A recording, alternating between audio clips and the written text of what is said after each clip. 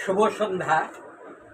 আজকে আমি সরকার অরুণজদু, সভাপতি রাজহাট প্রেস ক্লাব, একই সঙ্গে আমি কবি, গীতিকার এবং কথা সাহিত্যিক। আমি এসেছি এমন একজন লোকের কাছে, সে হলো আব্দুল আজিজ। এ আমার খুবই পরিচিত, ছোটোবেলার থেকেই ওকে আমি চিনি। এবং সেদিন আমাকে বাজারে দেখা পেয়ে রাজহাট প্রেস ক্লাবের সামনে দিয়ে ও সালাম কালাম দিল, আমাকে বলল, আমাকে চিনতে পারছেন? কে তুমি? তুমি না আব্দুল আজিজ না? হ্যাঁ। কী ব্যাপার, তোমাকে দেখি না কেন, কোথায় গিয়েছিলে? ছাড় তো, আমি তো ঢাকা গিয়েছিলাম। ঢাকা যা কী করছিলে? 10-12 বছর ছিল, এই মোবাইল, টেলিভিশন এর উপর প্রশিক্ষণ দিয়ে এখন সে রাজহাট করেছে। তাই অবশ্যই আমাকে দাওয়াত দিল যে আপনি যাবেন আমার প্রতিষ্ঠানে, আপনার দাওয়াত। তা এখন বাইদি ভাই এইদিকে আমি চলে গেছি এবং আজকে আসলাম। আজকে আসি ওর সে চেম্বার দেখে আমি তো অভিভূত হয়ে গেছি। সত্যি তারা দুটো রুম নিয়েছে, এটা হলো হাজি মার্কেটে, রাজহাট হাজি মার্কেটে। তাই এর যে ব্যবস্থাপনা, এর যে আতিথেয়তা, এর যে গ্রাহক, এর ছেলে সে ক্যামেরায় আছে আজকে।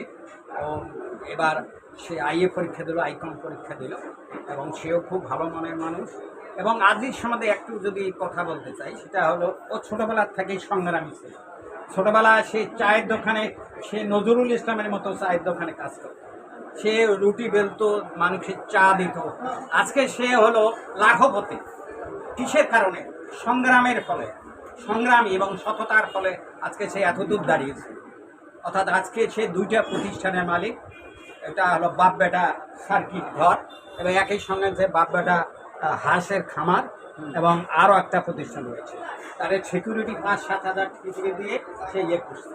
আমি তো দেখে অবাক হয়ে গেলাম যে এই সেই আব্দুল আজিজ যে আমাদের কথা শুনতো, ছোটো ছোটো আবদার থাকতো।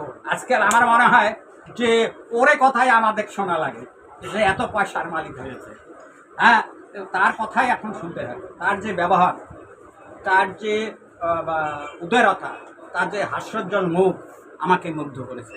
আমি দোয়া দেই যেন বাপ বেটা সার্কিট ঘর যেন রাজারহাট বাজারের মধ্যে সর্বোৎকৃষ্ট ব্যবসার শীর্ষে অবস্থান করে।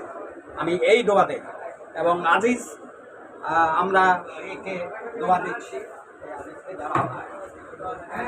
একে আমি দোয়া দিচ্ছি যে এ যেন ভবিষ্যতে তার ছেলেকে মানুষ করতে পারে, এই প্রতিষ্ঠানকে জিয়ে রাখতে পারে, এবং ব্যবসায়ী মহলে সে যেন একজন বিজনেস ম্যাগনেট হতে পারে। সবারে দোয়া কামনা নিয়ে আজকে শেষ করলাম। ধন্যবাদ আব্দুল্লাহ।